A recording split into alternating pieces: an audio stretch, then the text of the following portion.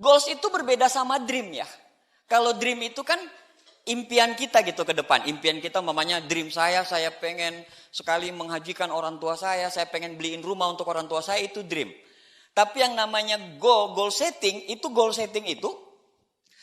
bisa membuat dream kita yang awang-awang itu. Kan istilahnya Anda pengen punya rumah, orang tua Anda beliin rumah. Tapi Anda nggak tahu modelnya bagaimana bentuknya, kapan waktunya, ya nggak?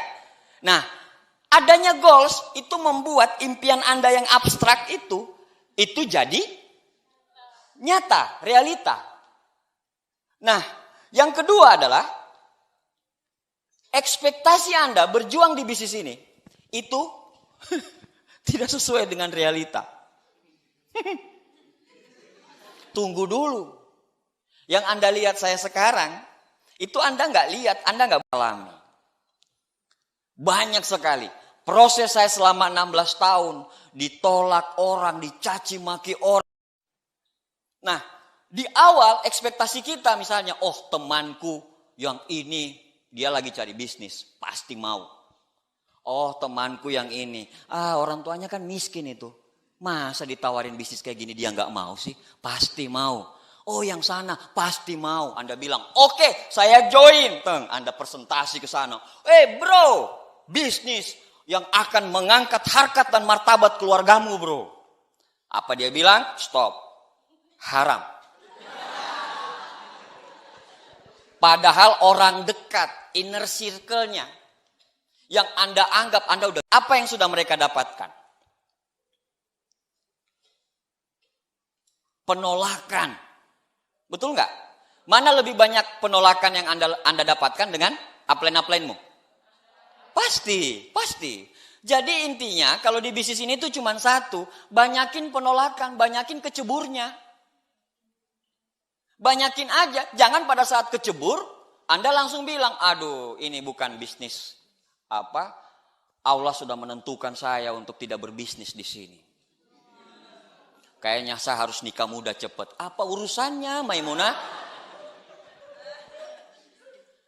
Nah seperti itu. Jadi memang ekspektasi akan tidak sesuai dengan realita.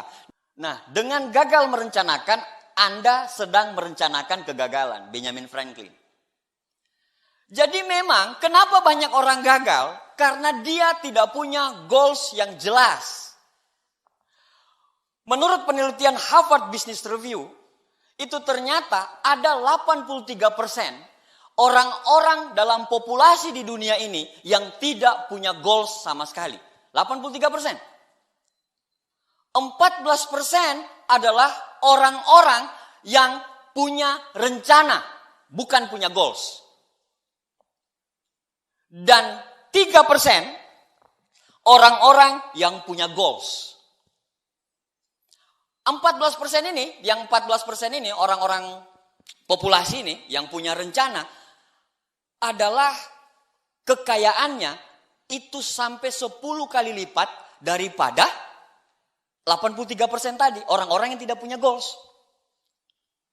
Jadi orang-orang yang punya rencana hidup ini itu ternyata 10 kali lipat lebih kaya daripada orang-orang yang tidak punya goals. Nah, orang-orang yang 3% ini yang punya goals, punya rencana dan punya goals, itu lebih kaya 3 kali lipat daripada orang yang punya rencana. Itu yang terjadi. Banyak orang-orang sama sekali tidak punya goals. Hidup aja tidak goals. Bisnisnya juga tidak punya goals.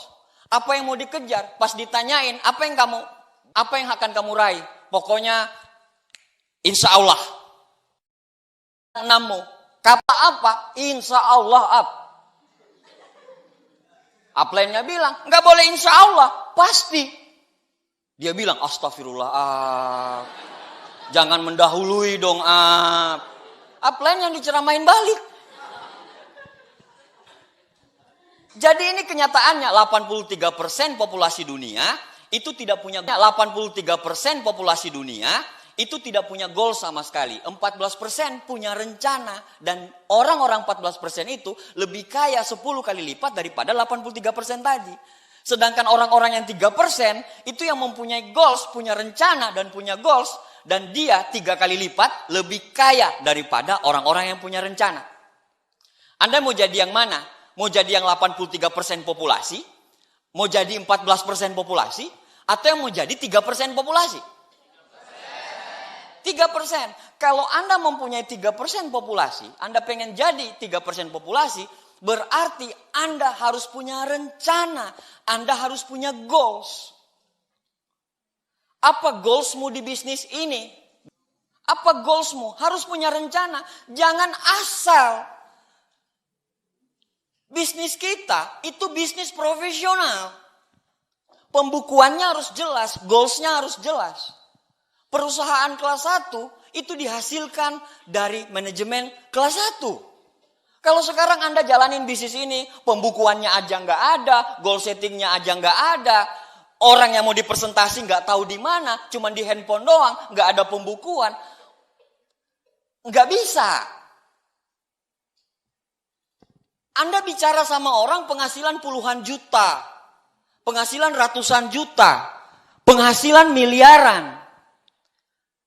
Tapi tingkah laku Anda nggak seperti orang yang punya penghasilan ratusan juta. Keluar asal, tidak disiplin. Bisnisnya jadi nomor 2. Nomor 1 kegiatan kampus. Kalau lagi ada rapat senat hari Minggu, dia akan lebih memilih rapat senat daripada untuk menghajikan orang tuanya dengan ikut OP. Punya impian yang dalam di bisnis ini. Ada yang harus dikorbankan. Apa itu goal setting? Kita sudah bicara tadi. Goal setting, a goal is a dream with a deadline. Ada deadline waktu untuk sebuah goals. Ada deadline waktu. Saya pengen punya mobil. Ya Allah. Capek jalan kaki ya Allah. Dihina orang. Tidak ada yang suka. Saya harus punya mobil pas ulang tahun saya. Tanggal 31 Februari.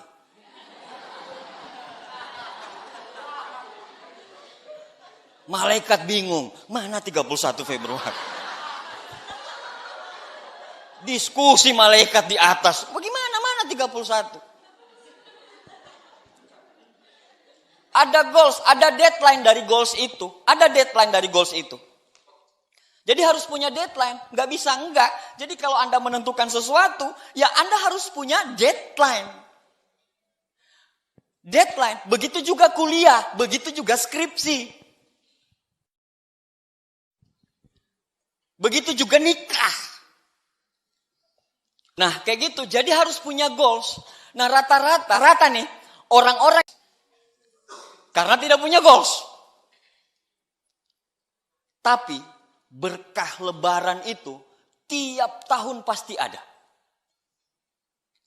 Ada saja orang yang tiba-tiba pulang ke daerahnya dan dia mengembangkan bisnisnya di sana. Tiba-tiba besar dan tiba-tiba berkembang. Saya punya grup di Pekanbaru, di Cilegon, di Bogor, di Sulawesi, di Ternate, di Kalimantan. Itu dari apa? Dari kadang orang yang pulang lebaran. Pulang berkembang di sana. Tapi itu memang hanya sebagian kecil. Sebagian besarnya gimana? Pulang, handphone berkembang di sana. Tapi itu memang hanya sebagian kecil. Sebagian besarnya gimana? Pulang, handphonenya nggak bisa dihubungi. Pada saat bisa pun dihubungi, apa kata dia? Emakku menyatakan kalau saya tidak boleh menjalankan bisnis ini. Saya sudah dijodohkan.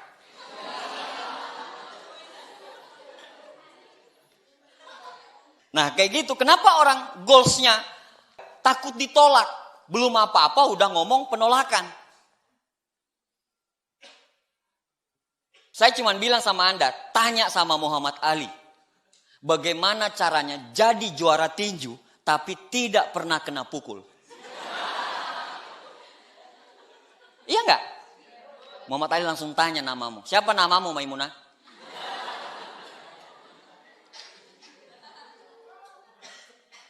Takut ditolak. Jadi ditolak merupakan konsekuensi kita di bisnis ini. Jadi nggak usah takut. Ini belum apa-apa baru kita datang ke kosnya. Baru kita mau datangin ke kosnya nih doang. Kita udah mikir yang tidak-tidak. Aduh bagaimana nanti kalau saya ini apply juga maksa-maksa ini.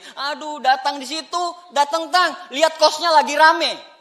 Astagfirullah. Mati saya. Astagfirullah. Apply-nya bilang, semangat orang tua harus naik haji. Wow, dia udah di kepalanya dia. Padahal belum presentasi loh. Di kepalanya dia itu apa? Oh, dia udah ngebayangin dia ditunjuk-tunjuk gitu. Wah, kamu jalanin MLM, bisnis tidak jelas. Kamu itu. Dia ngebayanginnya kayak gitu. Coba. Jadi yang dibayangin itu ketakutannya dulu. Belum apa-apa udah ngebayangin duluan. Takut ditolak. Jadi hajar aja dulu. Nggak ada kan pada saat kita presentasi orang. Pada saat kita jualan sama orang di media sosial. Apalagi di media sosial. Di media sosial paling di-delete, paling diblokir. Susah amat, betul nggak? 280 juta jiwa orang. Yang butuh mukanya mulus. Hajar aja dulu. Tinggal Anda bilang kalau rame di situ. Anda tinggal bilang begini. Kebetulan. Benar nggak? Kebetulan rame nih yang join. Itu pikiran positif. Kalau pikiran negatif, astagfirullahaladzim. Ya Allah. Mana ada dia lihat orang yang pernah dia presentasi dan negatif sekali sama itu orang. Mati sini. Jadi dia bermain dengan pikiran dia sendiri. Nah, yang berikutnya orang yang tidak punya ambisi. Pernah nggak ketemu dengan orang yang tidak punya ambisi? Di presentasi aja diam. Sudah selesai? Pas kita, wah ya. Bagaimana? Tertarik nggak? Apa ya? Wah. Anda mendingan ketemu orang seperti itu atau ketemu dengan orang yang reaktif? Walaupun dia negatif. Iya, itu lebih bagus. Itu saya dulu. Saya reaktif sekali dulu. Tapi orang-orang yang reaktif itu, pada saat dia klik, dia lebih gila. Daripada orang-orang yang kita tidak tahu. Nggak berubah bentuk tubuhnya dari awal kita presentasi. Begini terus. Mata tidak berkedip. Begini terus. Pas kita udah selesai dia diam aja kayak gini terus. Padahal meninggal orangnya.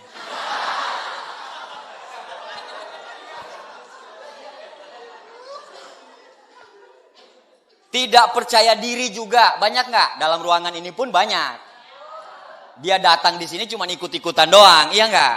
Kebetulan ada mamanya kirim duit, join kebetulan butuh spirulina, join. Dia butuh produknya, follow Instagram.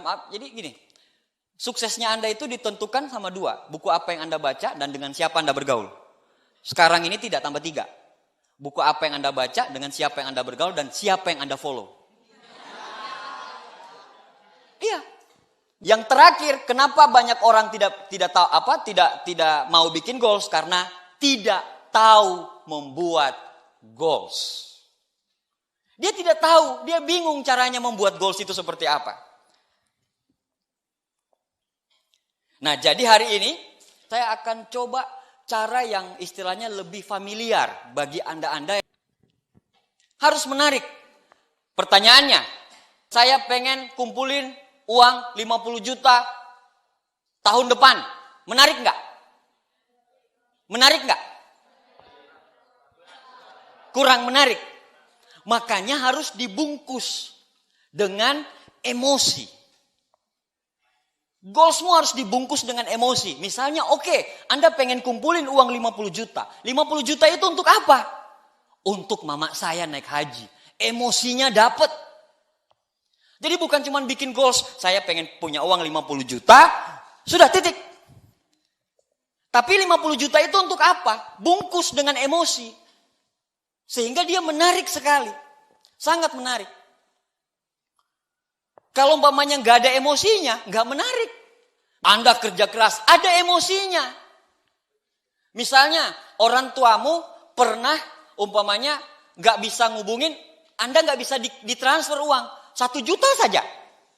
1 juta, Anda pengen ngejar 1 juta itu. Atau mungkin orang tuamu punya ngutang 1 juta dan Anda tahu dan 1 juta itu nggak bisa dibayar sama orang tuamu. Anda pengen ngejar 1 juta. Ada emosinya. Nah kayak begitu. Buat goals yang memotivasi, yang pertama tadi harus menarik. Yang kedua, temukan kalau Tung Desem biasa nyebutnya dengan big why. Apa alasan utamanya? Apa yang memotivasi Anda sekali supaya Anda, apa motivasimu untuk pakai 80%? Yang enak itu misalnya begini, saya menjalankan bisnis ini, saya pengen beli mobil. Misalnya begitu, saya bosan naik motor. Saya diputusin gara-gara motor saya. Kayak gitu kan, misalnya. Saya pengen beli mobil atau saya pengen beli motor. Itu yang enak. Tapi ada juga orang, alasannya yang tidak enak. Kayak saya dulu. Alasannya apa?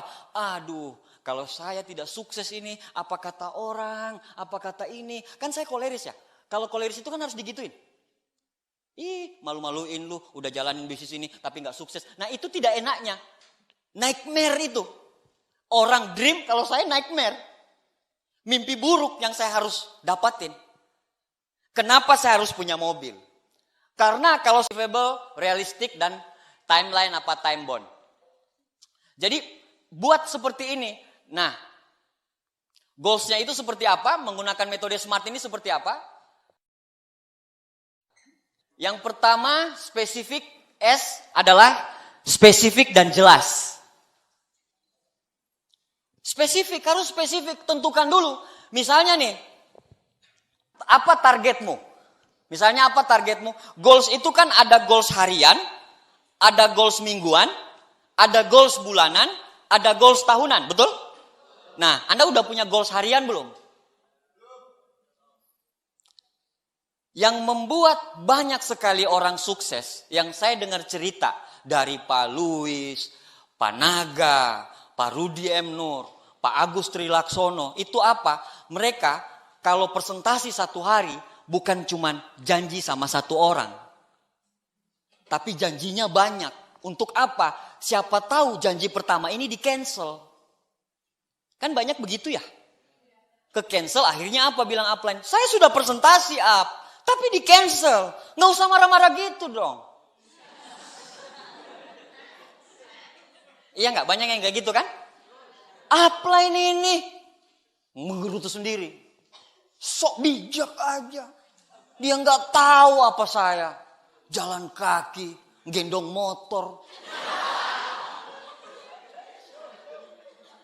Smart, jelas, spesifik dan jelas. Jelas, spesifik dan jelas. Apa goalsmu? Nah, jadi memang ada batasan waktu. Jadi membuat goals secara smart, spesifik, measurable, attainable, realistic, and ada timeline, ada time bound. Ya, seperti itu. Terus yang berikutnya adalah tuliskan goalsnya. Tuliskan goals. Jangan gak ditulis. Kemarin waktu saya pindahan rumah tahun 2000. Mana ada sukses itu enak. Lu mau cari enak. Bukan di sini tempatnya. Karena di sini tuh gak ada yang enak. Penolakan, caci maki, atur jadwal sama kuliah. Diteror sama upline terus. Mana ada target ini. Gak ada yang enak. Tapi orang-orang yang tidak enak itu, pada saat dia mendapatkan hal yang enak, dia tahu membedakan. Karena dia pernah merasakan hal yang tidak enak. Tapi satu hal, kita bela-belain mengorbankan kebahagiaan kita sekarang. Untuk siapa? Untuk orang-orang yang kita cintai bahagia.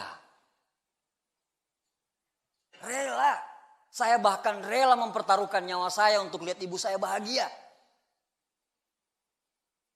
Saya rela mempertaruhkan diri saya untuk melihat anak saya, istri saya bahagia.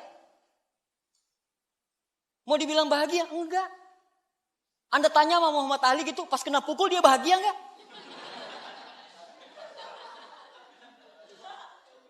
Jadi kalau Anda mau cari nyaman, bukan di sini tempatnya dan bukan berbisnis.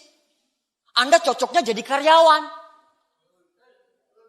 Gaji tetap, ada aman. Kalau di bisnis ini, nonsen. Nah begitu. Jadi buat goals tertulis. Mau dibilang orang gila, terserah. Anda taruh di mana-mana. Di handphone, di dompet, di kos. Anda taruh semua royal yang besar. Kalau Anda punya tanggung jawab yang besar, Anda akan punya semangat antusias yang besar. Anda punya tanggung jawab yang besar, Anda akan disegani, Anda akan jadi leader yang luar biasa. Akan sangat luar biasa sekali. Jadi bertanggung jawablah dengan bisnismu, bertanggung jawablah dengan impianmu sekarang. Jangan sampai impianmu sekarang dikotori sama orang-orang yang tidak jelas. Anda lagi bangun bisnis ini sekarang, terus tiba-tiba ada orang bilang, udahlah, urus dulu kuliahmu segala macam. Banyak kok orang-orang yang selesai kuliah bagus juga tiap. Keajaiban adalah ikhtiar terakhir. Jangan pernah berharap keajaiban kalau Anda tidak pernah melakukan apa-apa. Jadi teruslah melakukan. Biarlah Allah yang menentukan rezeki kita. Biarlah Allah yang menentukan di mana takdir kita akan berlabuh.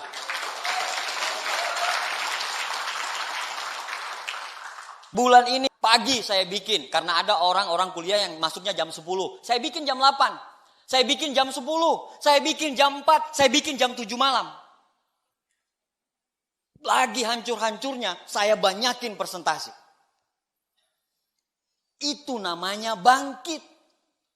Itu namanya mengejar keajaiban. Bukan malah galau, down, pasrah.